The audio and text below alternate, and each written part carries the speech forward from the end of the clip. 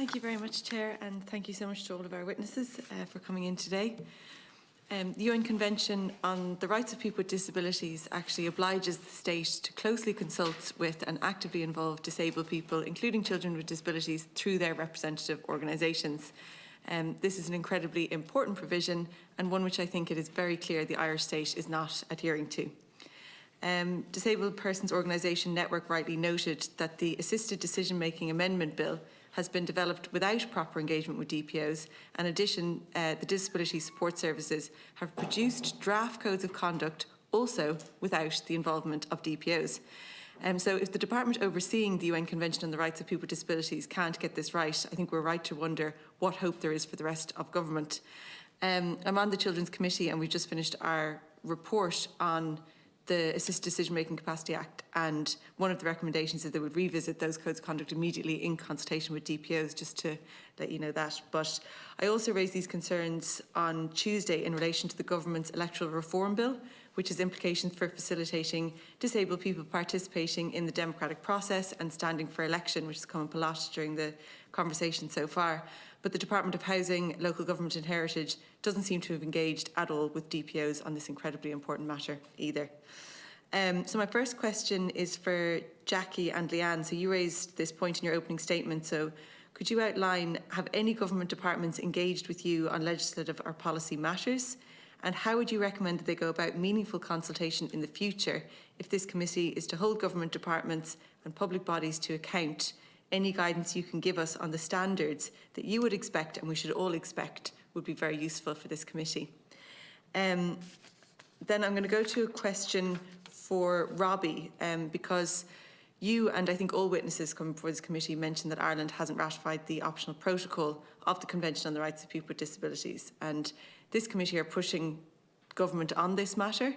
But if you could elaborate on the significance of ratification in terms of this, I think it would be really useful for us to put that argument to reference what you've said. And then if I have time, Chair, I'll come back in with a question for Leo, but I'll leave it at that for the moment just to see how we get on. Okay. So Jackie, Leanne, Robbie in that order, and we'll see how our time. So Jackie. Okay, I'll address the broad issue of government departments approaching DPOs. It's not inherent, it's not happening. But the other problem is, and we highlighted again around capacity and building and refunding, one of the problems now we're beginning to find is we're getting lots of invitations to do things or to attend things or to respond to consultation. As has been said here several times already this morning, we are volunteers. We do not have 1 cent. Yep. So we do not have the capacity. We have the knowledge, but we don't have the capacity in terms of resources to be responding to this. And we are not going to be idiots and not, sitting up to 2 o'clock in the morning writing responses to the state. They will probably sit up on the shelf anyway. So until DPOs are respected and funded and resourced to deliver and to be genuinely participating in the state and in matters of concern to us in our own lives, well, then, there's no point in coming, talking to us and expecting us to give you, that expression, pay peanuts, it's a bit like that. So no, we're starting out as we intend to finish. You've got to have the respect for DPOs and fund them properly to participate. I'm sure Leanne might like to add something.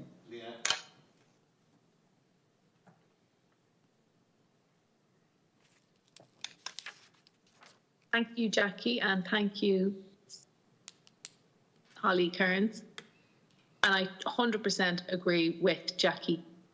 And in terms of a timeline in asking and questions, oftentimes it's last-minute consultation with us as DPOs.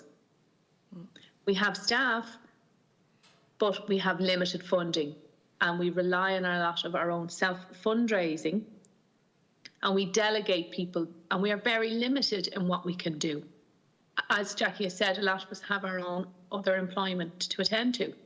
So I'm giving up my time today from work to be available to this meeting. Yeah. And as Jackie says, picture this, going and being asked to attend several meetings in your own voluntary time. Most of the funding, that is mainly the issue, is funding made available and resources to DPOs. Thank you. Robbie? Thanks, Chair. I would just like to quickly return to a couple of other things before I respond to Deputy Cairns' point on optional protocol, and in specifically two points. The DPCN was set up, when it was set up in 2020, it was set up based on a misconception. It was set up, it states DPOs and representative organisations. So it actually, it does the opposite of acknowledging. It actually says that the only ones who aren't representative organisations are DPOs, when the opposite is true. So a very, very basic misconception by the department of everyone, I call them now, like that is just so fundamental.